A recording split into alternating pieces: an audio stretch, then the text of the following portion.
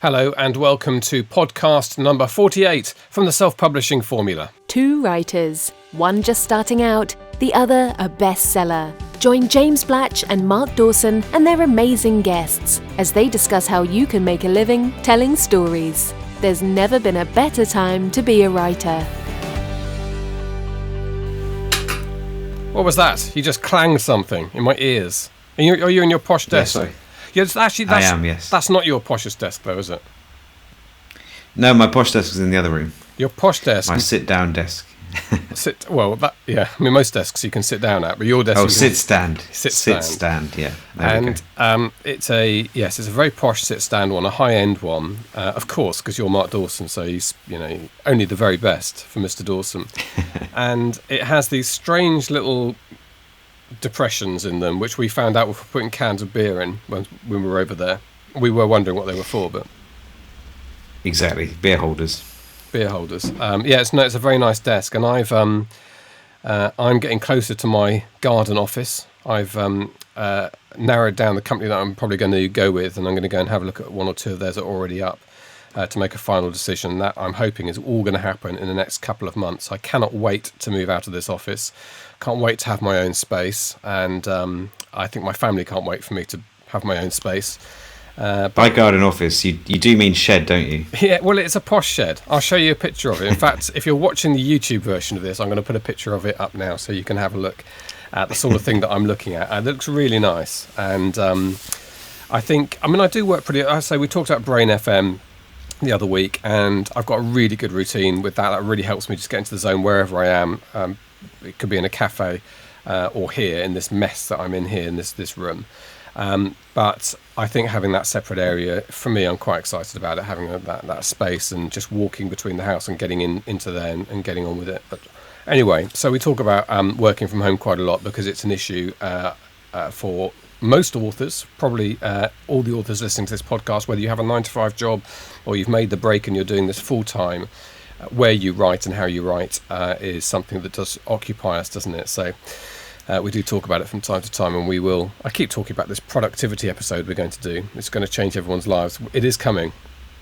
It is coming. And we've got a really exciting lineup, some really good ideas for podcasts in 2017. I've been working this week on video. So I get asked quite a lot. I get emails from people quite often asking for me to recommend particular cameras or setups for doing live video, not least for Mr. Dawson, who's always asking me what he should have. And so I've started to put together what I think is going to be a really comprehensive guide for doing live video and recorded video that you then upload to YouTube. So what I'm not going to talk about in the podcast that we're going to do with this, and we'll do a proper guide giveaway with it. I'm not going to talk about the posh adverts that you might create for your Facebook adverts or YouTube adverts, because we dealt with those previously. We'll come back to them. But I'm talking about connecting with your readers, connecting with the audience. So that could be a live. You could be saying, look, I'm going to go live, as Mark does to his Milton crowd. I'm going to go live, ask me any questions you want. Or you could say to people, ask me any questions you want. I'm going to do a Q&A next Monday. And actually what you do is you record the Q&A once you've got the questions in. It's a little bit more relaxed and you can do it in a little bit better quality than you upload it. And that's some other people's preferences. And I'm exploring crossovers of those. So we'll do a really helpful guide for the basics of getting that right and making it look good and sound good.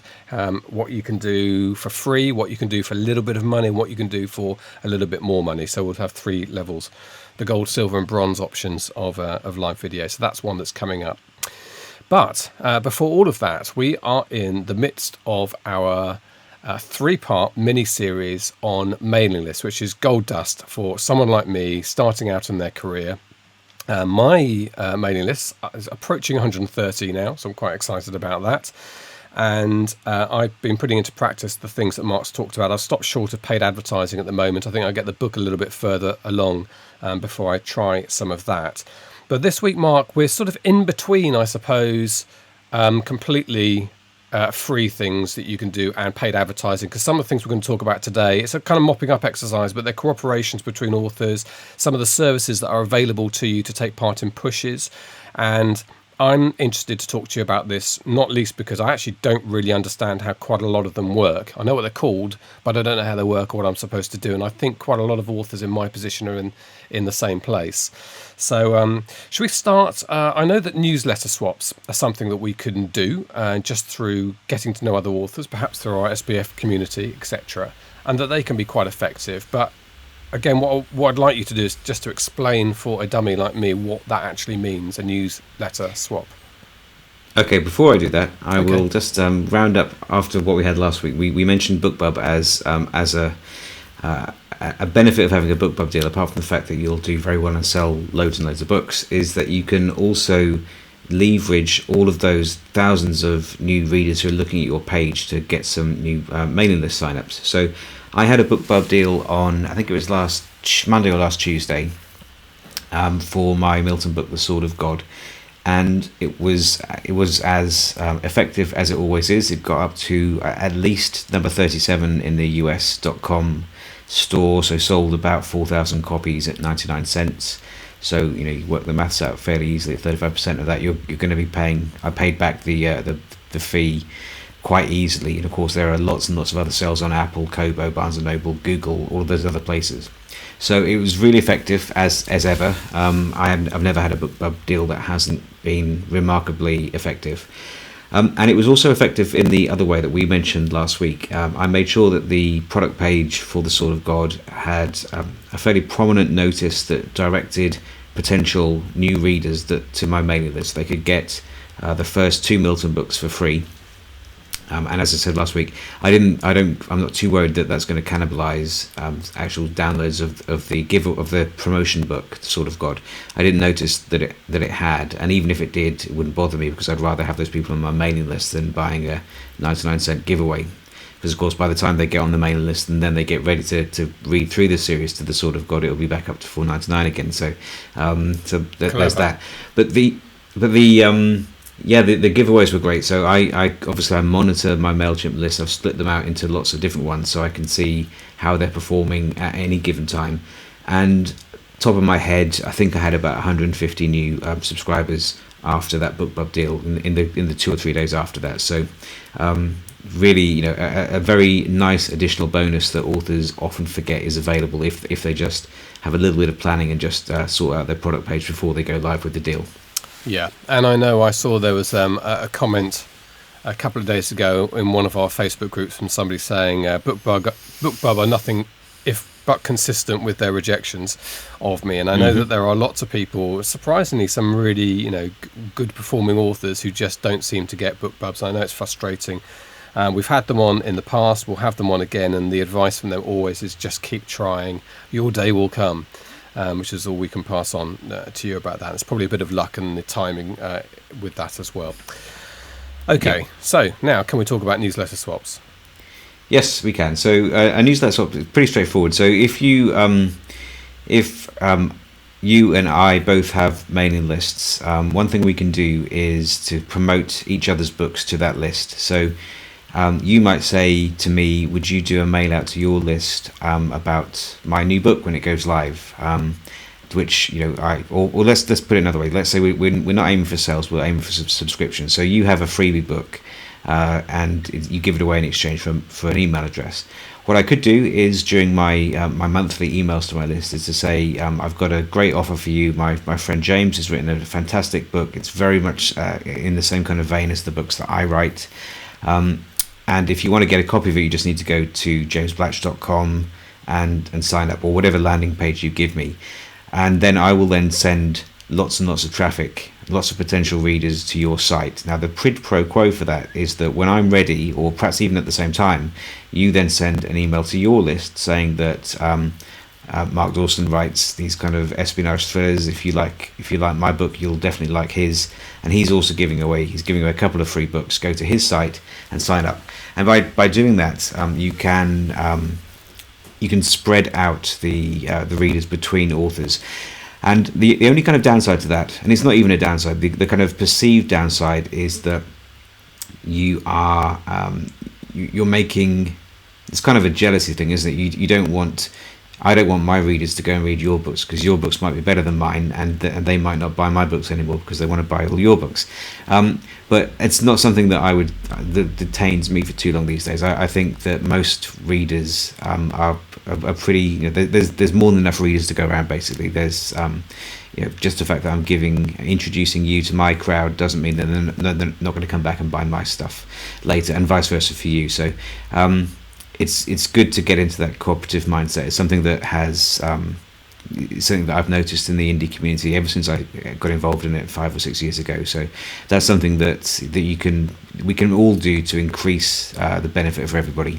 Yeah, I mean, that's very much a trait of this community that separates it, I think, from more traditional businesses, and probably the traditional publishing market, which can be a bit dog eat dog, is that people are happy to help each other. And you've got to think ultimately that you are looking at people who enjoy reading, rather than that they have a very strict quota of books they read, and the moment they start reading another novelist, they're going to drop you. And this loyalty runs a bit deeper than that, I would hope. So I can remember you did one of these with Russell Blake. You went a bit further with Russell, didn't you? Actually did put some money into a paid advertising campaign with the deal. Yeah, we did, yeah. So Russell's... So that was... We're similar kind of levels. I mean, Russell's been writing a bit longer than me. He's also faster than me. So he's probably got about 40 books. I've got about 25 now. So, but we write in very, very similar niches. His series are quite similar to mine. We're often in the kind of charts together, and it just made sense for the two of us to get together and cross promote. And what we did wasn't a strict newsletter swap, although it was similar. We just paid for a joint Facebook campaign. So we each put in 50% of the money, and we split. We each had access to the list of people who signed up. So they got 2 books, one from me, one from him. And then we both got to add those. I think we added about 2,500 to our mailing lists. The same people added twice, and we made it very clear that was what we were going to be doing. It wasn't just one author; it would be 2. But that was really popular. And that list, I emailed out to it last week. It's still pretty active.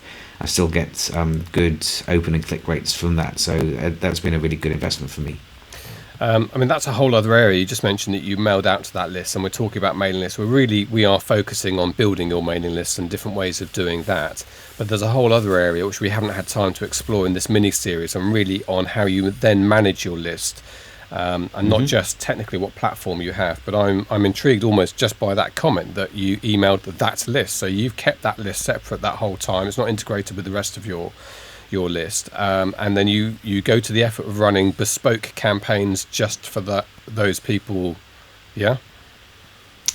Kind of. I keep them separate because all my lists are quarantined, and they're kind of separate, so I know where they've come from. So I know that those 2.5 people came from that particular promotion. 2,500 people. Yes. Yeah. So that does. What did I say? 2.5 people. Oh, 2,500 people. We keep them separate for that, and that does enable me to craft bespoke messages. But I mean, the one I referred to then was it was a message out about my annual survey, which we'll talk about in another podcast episode down the line. So that would be a broadcast email which wouldn't have been changed, that just goes out to everyone. But I can then, of course, track to see what the open rates for that email are depending on what list I've sent it to. So there's loads and loads of great stuff in that. There's more than enough content for an episode of the podcast right there. Yeah, absolutely. Okay, just on newsletters before we leave it, where's the best place for people to find their newsletter buddies? Forum's a good place. I mean, the Facebook groups that we have will be good. I mean, we're looking to open up a series of genre-specific SPF Facebook groups, which will be happening. May even have happened as this podcast goes out. We've started with 2 for sci-fi and music. Weirdly enough, a strange combination. But we'll be broadening that out to include, fantasy, romance, erotica, everything really that people are interested in. And that'll be a place for authors to get together and to do things that to collaborate with each other, make things better for everybody in that genre. We'll also be linking that in with instaFreebie, so that's something that's really the main nuts and bolts of what this episode is going to be about. Okay, yeah, so that does bring us neatly onto instaFreebie, and that's the interview that we have today, because it's one platform that stands out really above the others in this area, which is sort of this cooperative pushes. And you better, I mean, we dealt with instaFreebie quite a bit, and we're going to hear, it's Ashley, isn't it, in a moment. We're going to hear from Ashley, but I have to say that if you don't use instaFreebie, if you haven't been part of these pushes before, I don't really fundamentally understand what it is and what I would be supposed to do as an author. So can you, just for the dummies among us, can you start by explaining that? Yeah, so instaFreebie is a new service. It's been around, I say new, it's probably been around for about a year now. And what it does is enable authors to make their free offers known to potential new subscribers.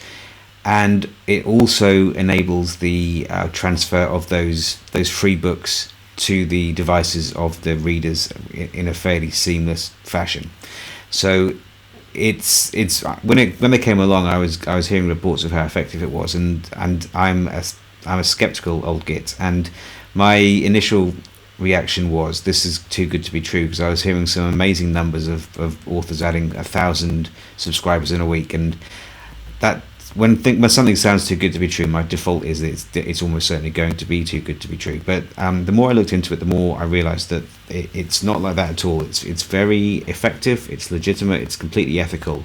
It's based on collaboration and cooperation, and is working really, really well. So there are two ways that you can take advantage of instaFreebie, and we'll get into a bit more of that in the actual interview. But the first way is for you as an author to put up your book on instaFreebie, and then to rely on them doing some pushes to their mailing list, because they've got a big mailing list of interested readers, and that they will advertise for you, and that will mean that you'll get some subscribers. And you can also do some pushing of that yourself. You'll have a landing page that instaFreebie will give you, and then you can kind of push that out across your social channels. You could put it on Twitter, Facebook, and if you tag instaFreebie and they notice that you're pushing that deal, they may reciprocate with pushing it a bit harder to their list at the same time. So that's the kind of the base level that's available to everybody. The way to supercharge that is for a number of authors to get together, and this combines instaFreebie and newsletter swaps. So let's just say we could find another 8 espionage writers. So there's 10 of us all writing espionage thrillers. We would put a page together on someone's website where there would be links to all of those free books, 10 free books. All of the authors would then email their mailing lists and utilize their social channels and send traffic to that landing page. Readers arriving at that page would have the option to download 1 or 2 or even all 10 of those books. But what they would also need to do in order to get those books is to allow instaFreebie to take their email address and pass it on to the author, and also to themselves. instaFreebie build their own lists that way too. And it's that kind of push, especially when it's amplified by instaFreebie mailing out to its list on, say, a Friday. They'll have various deals going out throughout the week. You can add 3 figures, even 4 figures worth of subscribers in a really short time. It's really effective. It's very cheap, very cost effective, and it's one of the most exciting new platforms that I've come across in the last 18 months or so. And when you say it's very cheap, what sort of costs are we talking about? I think I have to double check this, but it's free for the first month. SPF students get a second month for free, because we were working with instaFreebie on the launch of the last 101 course. And I think it's $20 a month, I think, either $10 or $20 a month going forward. So it's not going to break the bank. And if you're getting, say you even got 100 subscribers for that $20, that's better than you'll get anywhere else. So it's really effective in terms of price. And if you end up getting near 4 figures or even 4 figures, you're talking about such a minuscule amount for potentially valuable leads. Yeah, and if you're selling a book later onto that list, and the book is say it's $5 and you sell 10 copies, you've already got a return on investment of about 2.5% to 250%. So it's really very effective. Yeah. Okay. Well, look, shall we hear from Ashley at instaFreebie? This is an interview that you've carried out, a rare foray into interviewing. I shall be listening with a critical ear, and we'll come back after that.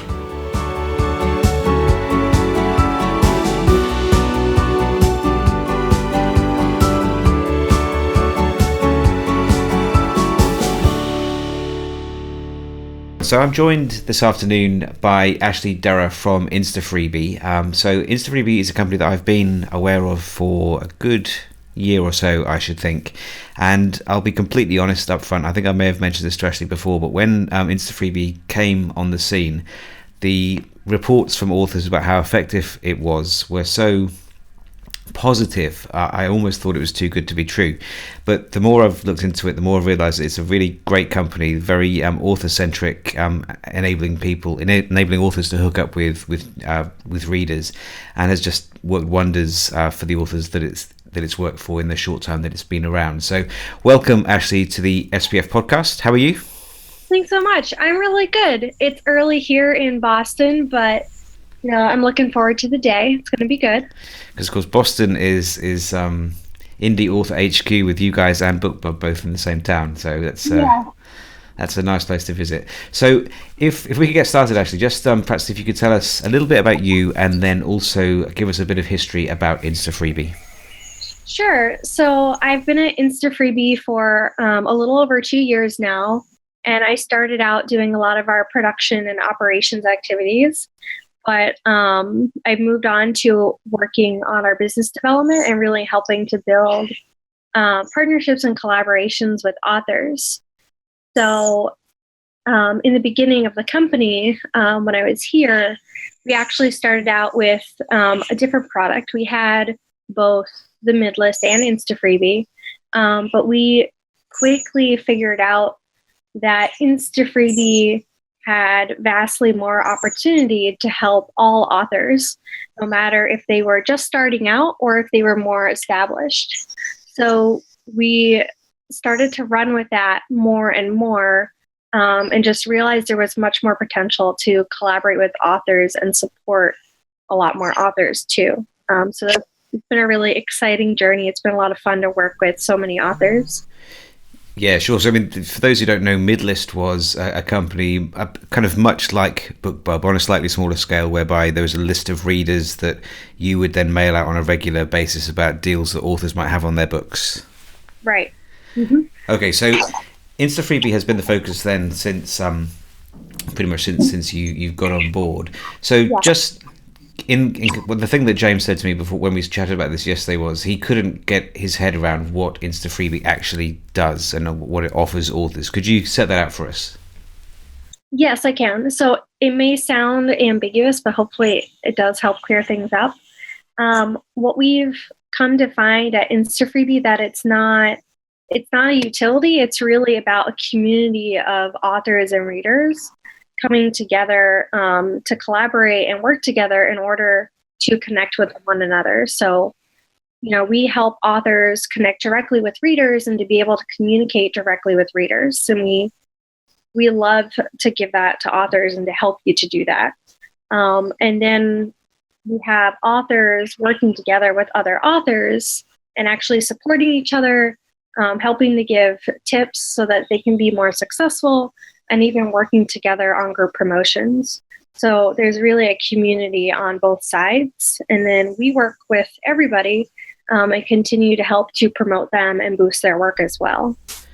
Okay, so I mean, I was going to say that it's fairly obvious you've kind of got your foot in two camps. So you've got a community of authors on the one hand, and then a larger community of readers on the other hand, and you're just facilitating links between those two groups. Right. So a more simplified version of what I just said is that we help authors reach new readers and reach the right readers that are going to want to connect with them, and really help authors to grow their mailing lists. Okay, so on the kind of the reader side, I mean, rough numbers if you're able to give them, how many readers are using instaFreebie on a regular basis? We have about 450,000 readers or more. The list is always growing. Okay, and one of the things that we're going to get to is collaboration. And one of the cool things about how your business model works is that you're constantly growing your list and also growing the lists of authors. And the more that authors send traffic to instaFreebie so the readers can get free books, you also grow your list at the same time, which is a virtuous circle, because the next time the author runs a deal, the list will be bigger. Is that right? Right. So it benefits, that's totally right. And it benefits authors to continuously engage their readers, even if, maybe they have one reader, they're just starting out and they have one reader. And they keep re-engaging that one reader, we're going to reward you for that because you're trying, and maybe that's all that you're able to do at the moment, but you're trying, so we're going to help you. Most people, I would say, have more than one reader, but this scenario. Okay, so if let me put myself in James's shoes here. So James is working on his first book. I'm obviously a little bit more, a bit further down the track than James is. But if you've got one book, so James says it's ready to go, and he's looking now to build his mailing list because he understands how important it is to do that. If I came to instaFreebie and said, look, I've got one book, what would you recommend that I did with it? So I know if you've got one book, I know it's kind of scary to give that away for free. So I would suggest, to make it, a little less daunting, that you can do a preview. You could do, the first chapter or a couple of chapters. It's going to depend on the length of your book. And you can offer that as a sneak peek or an exclusive sneak peek to readers to introduce them to you and to the kind of work that you're writing. And that's a really great way to introduce yourself to a reader and kind of let them try it out so they can see if they like it, rather than possibly building any negativity and they're like, oh, I paid for this, but I don't actually like it. Whereas they're like, oh, well, maybe this wasn't for me. Okay, I'm going to move on. And then you have somebody else come along who reads it and they're like, oh, I really like this. I want to read more. I'm going to go buy this book now, or I'm going to go review it. Maybe you give it out as an ARC instead, an advanced reader copy. If James, let's say James has set up his account, he's uploaded, he's going to give the whole book away because James has been listening to me for long enough. He's drunk the Kool-Aid. He knows that mailing lists are important. So if that book is now available, what would the next step be? So we've got our account. We've uploaded the files to instaFreebie servers. What's the next step? Awesome. So the next step is to create your giveaway campaign. And I want to give a note first before I describe that process a little bit more. But when you're creating a giveaway campaign, it's the link that you're going to share with readers so they can become introduced to your content. And then you can hopefully gain them as a subscriber, or you can get reviews or feedback from them, whatever your goal is. So there's a big secret, and I want authors to know about it. And the thing is that with the giveaway campaigns, you should make it shareable. If you make your giveaway shareable, it's going to be a lot easier for readers, once they've claimed your book, to then share it on social media with other readers, other authors, friends, family. So it's going to help to extend your reach.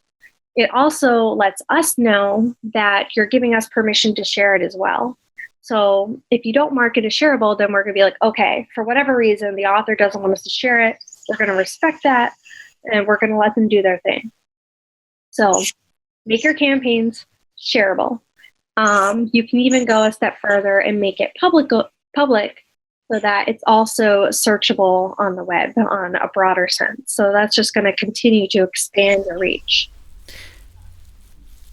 Okay, so there's a couple of good tips. Make sure that it's basically you're increasing the chance of virality and easy sharing just with kind of ticking the boxes in the inside of instaFreebie. But so let's assume that we've done that. What is then the next step? How do we start to drive traffic to our offer, to our giveaway? So before we go there are a few other things on that giveaway page. Those I would say are really important. And then you're able to control how many you give away. If there's an expiration date, you can say if it's exclusive. So those are all also important. So once you've got that all set up, now it's time to share. And I've found that some of these tactics are intuitive to me, but not necessarily to everybody. So when you're ready to share, if you have no audience to a small audience, my biggest tip in the beginning, even if it's small or if it's starting out with family or friends, start engaging with the people, if you have, that are your current fans. Engage them first. And I say that because it's important to remember the people that are your first fans, because they can be your biggest fans. a lot of people, there's so much activity going on in the media and just everywhere in the world. So, people like to know things first and like want to be the discoverers of like the next cool thing. So the more that you can appreciate and reward your current fans, you're going to be able to make them your super fans, and they're going to help push you out to other people. So it's really important not to forget about them in the beginning. So focusing on that.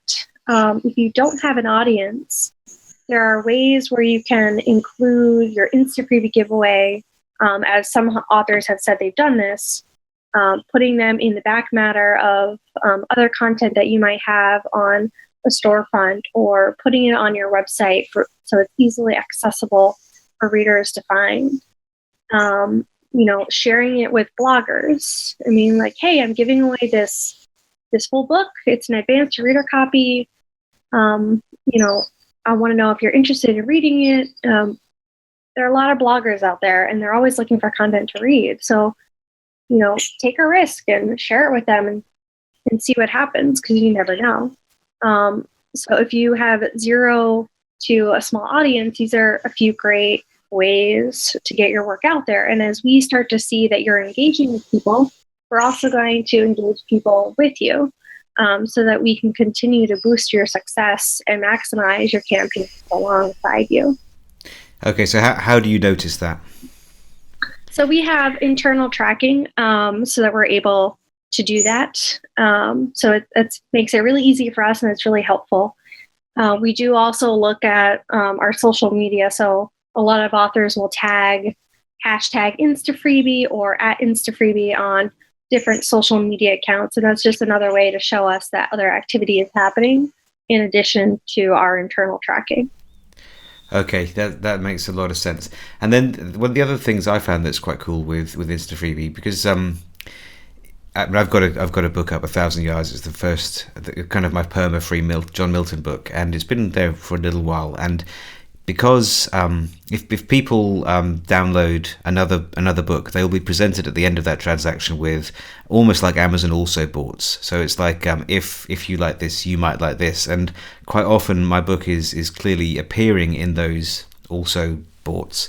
Because without doing any kind of promotion, no kind of real push on my part, I'm getting 2 or 3 subscribers a day at the moment, which is over the course of a year, you're looking at 500 or 600, and that's pretty significant for something that is not expensive and is minimal effort on my part.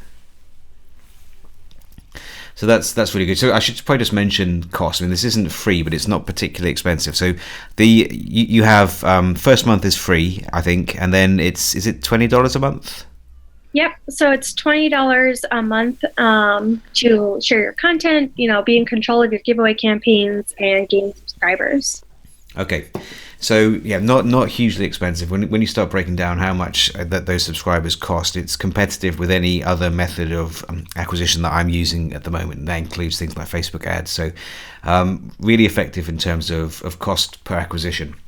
So we want a couple more things that we want to talk about before we wrap this up. The author collaboration and that kind of sense of working together is really important to the instaFreebie ethos. I wondered if you could just tell us a little bit about how you see that working best in practice. Yeah, so we kind of came to that conclusion. We'd always been doing it, but we hadn't really realized it until I guess several months ago that, wow, like this is a really powerful thing and we really need to keep focusing on it. And it came out of really wanting to help and support authors in a new way and to reward them for engaging with readers. So if we're able to work together with authors and collaborate with them, it furthers that idea and this mentality that we're working together, we're in this together. So, if we can help you to be successful, then we're also going to be successful. So we've continued with this kind of practice with this mindset, and it's come out as you share and we share. So as all authors are sharing their giveaway campaigns, whether they're doing it individually themselves or they're doing it in groups, or they're doing it in other innovative ways that I haven't thought of yet, we're going to support all authors. So as you're sharing and engaging with readers and you're doing it consistently, we're also going to do it consistently with you. So it's all about rewarding and working together so that everybody can be successful together. Okay, so I mean, a really effective way that I've seen this happen, and this is what we also want to just talk about as we bring this to a close, is a very effective way of making this work more efficiently is for one of the authors or an author to say to maybe 9 other authors in their genre. So let's say that I'm doing sci-fi, and I say to 9 other sci-fi authors that I know, I've got an instaFreebie giveaway. Would you like to also put a book up? I'll host a page on my website where all of those covers will be available, and readers will be able to click on those images. They'll then go through to instaFreebie where they can then download their free book. And the real juice from that is when all of the authors agree that they'll share that page with their list. So if I have got 1,000 people on my list, well, that's obviously a great start. But if my other 9 collaborators also have 1,000, suddenly I'm 10 timesing my reach to readers who are more likely to like the kinds of books that I'm writing. And that can work really, really effectively, can't it? Yes, totally. A lot of authors have been doing it, and it's been hugely successful for a lot of them. We even have several authors that consistently do these group giveaways with other authors. It's a great opportunity to work together, to get to know each other. Yeah, it's great. Really effective. And I've heard authors adding literally 4 figures worth of new subscribers over the course of a couple of weeks, which is really fantastic at a very, very low price. But one of the kind of the faff of that is that someone has got to do the work of hosting the page, building it, collecting the images, all of that kind of stuff, finding the other authors who might be interested. And one of the things that we knew that we wanted to do this when we started looking at the 101 course, and obviously there's quite a bit on instaFreebie in that course. But one of the things that we wanted to do was to take some of that effort away from authors. So we are in the process. We will be ready quite soon, possibly even when this podcast goes out, to put live a website that we will host, where we will gather books together. We will put those books up, and then authors will be able to send that link to their lists, and hopefully we'll get some reciprocal love from you guys at instaFreebie to really try and push people working like that and getting some good subscribers for their lists. Yeah, absolutely. I'm really excited about it. When you started talking about this idea, I thought it was really great and would just further bring the indie author community, the self-publishing community together to be more successful. So I'm really excited about it. Cool. And one of the other things we're going to do is we're going to set up individual Facebook groups per genre. So there'll be a sci-fi, fantasy, mystery, thriller, romance, erotica. And each of those groups will have a captain. We're going to call them captains, and they will help people to get together, put those promos together, and we'll then take care of the slightly more irritating hosting and all that kind of stuff. So we'll have details on that possibly in a week or so, but we're quite close to being ready to put that live now. So we're really excited to work with you guys and get that going. Yeah, me too. That's really awesome. I'm excited, and I like the idea of calling them captains for each of their different genres. That's really fun. Cool. Oh, okay, Ashley, thanks very much. I know it's early for you in Boston right now, so thanks so much for coming in early, and this has been a really great, useful chat for listeners today. Of course, yeah. I hope that all authors find some value in this.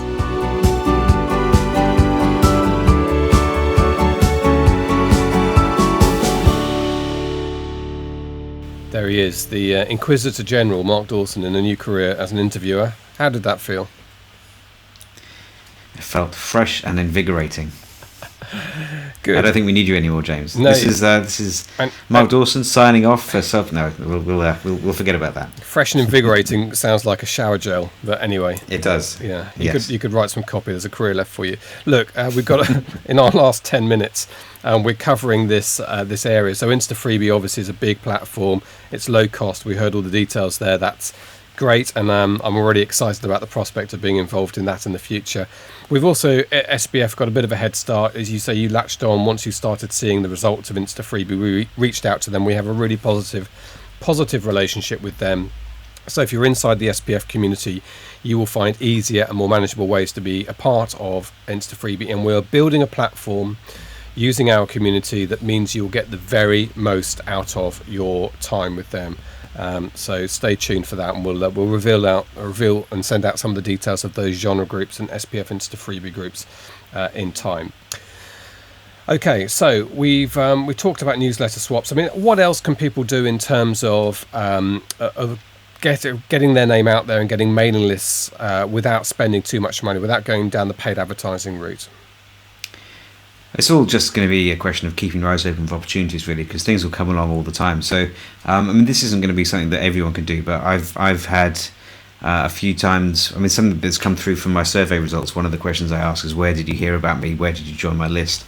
I've had quite a few people who heard me on the radio doing interviews. I've had people reading articles I've done in the mainstream press. Other people, I mean, there's a bit of crossing the streams here. People who came across me through SPF have then decided that they'd like to read my stuff and have joined the list and are enjoying my fiction as well. So that's very flattering.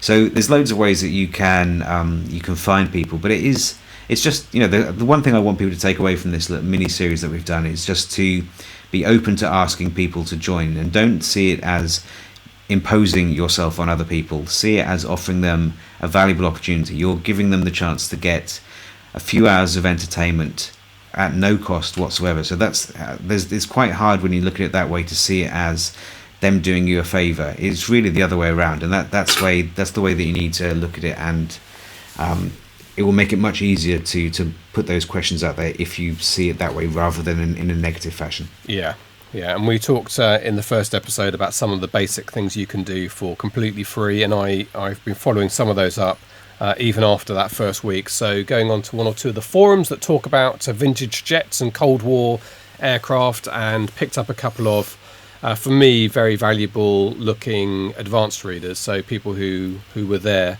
who flew the jets or maintained them in the 60s, and are going to be able to pick up on the things that I've got wrong in the book. That's going to be useful for me. But at the same time, of course, hopefully recruiting some fans for my fiction in the future. So good. Okay, well, look, that's been our mini course on mailing lists. We have really focused over these 3 episodes on the broad approaches for how you build up your mailing list. We can't underline how important it is to have a strong and healthy list, an active list. There's lots of other aspects to this. There's hygiene of your list, which is a nice expression I know you use, Mark, of making sure that you're pruning it, you're making sure that the dead wood gets cleared out, that it's a lively and active list, and not clogging up with people who aren't responding. And there's a whole area of how often you should talk to your list, what sort of things you should say, how you should compartmentalize it, which you can do under MailChimp, or perhaps more easily under some of the other programs. But we're going to save those for another day. We do the odd webinar on these subjects, but I hope people have enjoyed this. I mean, I certainly have. From my point of view, I think it's been eye-opening. We've seen the figures on our downloads have really spiked over these last couple of episodes. People have enjoyed hearing the nuts and bolts and practical advice on how to get their careers going in this area. So that's a message to you and me, Mark, that people like this sort of thing, that we need to work hard. It takes more effort from our point of view. We don't just have somebody on and interview them and waffle on. We put the effort in beforehand in planning the episodes, but that's no bad thing. That's something that you and I should be doing, I think, in the future. Certainly that video episode is coming up shortly, so we'll do that. Yep, absolutely. All good. I hope people have enjoyed that. It's very nice to see people downloading in big numbers. So we'll do more of this in the future. Okay. Now we may even be. We keep playing around with our format here. I mean, basically, the podcast comes out every week, and you can hear it. And if you go to YouTube, you can watch it. We are always working on how we're going to do this. What's the best workflow for us, and so on, and gives us the best quality. And what we're going to try for the next couple of months is we're going to get ourselves together in the same room, and we're going to record a couple of podcasts at the same time, but this will be in higher quality sound and vision. So both whether you listen or whether you go to YouTube to watch, hopefully from next week, it'll be live from Salisbury. Well, not live, but from in this very room. That very room with your books in the background. I'm going to print out my book and blue tack it to your wall. Yeah, I've got a space for it somewhere. Yeah, good. Okay, look, thanks very much indeed, Mark. I'll see you at the weekend or on Sunday night or Monday morning for our next session down there in Salisbury. Thank you very much indeed for listening. Hope you've enjoyed the mailing list episodes. We will be back next Friday. Have a good week of writing. Have a good week of selling. You've been listening to the Self-Publishing Formula podcast. Visit us at selfpublishingformula.com for more information, show notes, and links on today's topics. You can also sign up for our free video series on using Facebook ads to grow your mailing list.